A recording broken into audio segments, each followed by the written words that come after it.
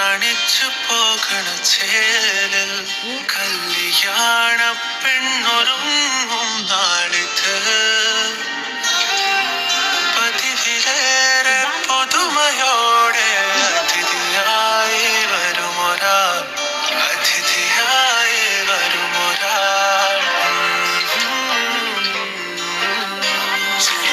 ചുരുളിലെ കുടമുള്ളയും കസവുള്ള മുന്താണിയും പരിമളം പരത്തുന്ന തളിർമേനിയും കണ്ണഞ്ചം സുന്ദരി സുന്ദരി